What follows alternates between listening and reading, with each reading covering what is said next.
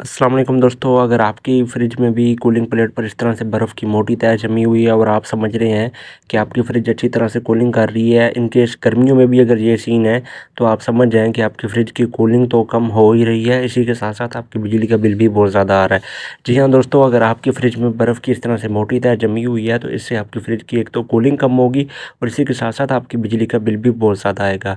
इसकी वजह ये होती है कि ये जो बर्फ़ की तह जमती है, ये कंप्रेसर के मसलसल चलने की वजह से जम जाती है और जब कंप्रेसर मसलसल चलता है तो बिजली का बिल भी बहुत ज़्यादा आता है। कंप्रेसर के मसलसल चलने की बहुत सी वजह होती हैं।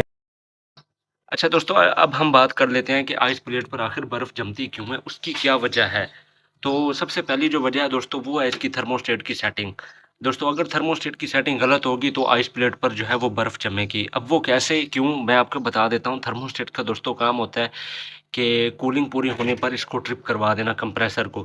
जब आपका कंप्रेसर 24 घंटे यानी कि ज़्यादा टाइम चलता है, ज़्यादा देर चलता है, तो इस तरह से कूलिंग पूरी, जैसे इसकी सेटिंग गलत होगी, कूलिंग पूरी होने के बावजूद भी कंप्रेसर चलता रहता है और उसके बाद हमारी जो आइस प्लेट है इस पर ढेर सारी यानी कि हमें बर्फ़ देखने को मिलती है, यहाँ पर बहुत ज़्यादा बर्फ़ जम जाती है। तो सबसे पहली वजह तो हो गई दोस्तों इसकी गलत सेटिंग। अगर देखें, अगर आपने इसकी सेटिंग ठीक कर लिया, उसके बावजूद भी इस पर बर्फ़ जम जाती है, तो उसकी जो दोस्तों दूसरी वजह होगी वो ये होगी कि आपका दोस्तों ये जो डोर है वो आप बार-बार ओपन करेंगे, क्योंकि दोस्तों मैंने आपको पहले बताया कि जब कूलिंग पूरी होती है तो ये थर्मोस्टेट कंप्रेसर को ट्रिप करवाता है। जब आप डोर को बार-बार ओपन करेंगे तो फिर ये होगा कि इसकी कूलिंग पूरी नहीं होगी, कंप्रेसर चलता रहेगा और उसकी वजह से भी आइस प्लेट पर बहुत ज़्यादा बर्फ़ जम जाएगी। तीसरी जो चीज़ है दोस्तों, वो सबसे बड़ी वजह वो यही है दोस्तों, इसका डोर।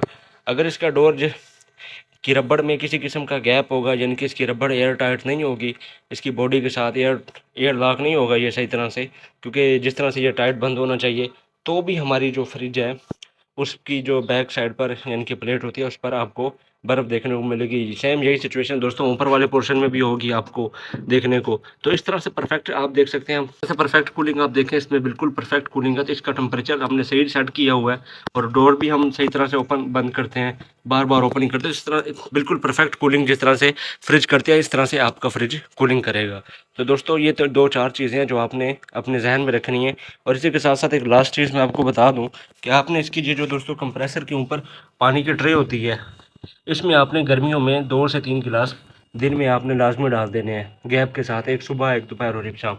इससे क्या होगा, आपका कंप्रेसर ठंडा रहेगा, यहाँ से हीट एक्सचेंज होगी। इस पर मैंने वीडियो बनाई हुई है कि ये आखिर पानी डालने से होता क्या है।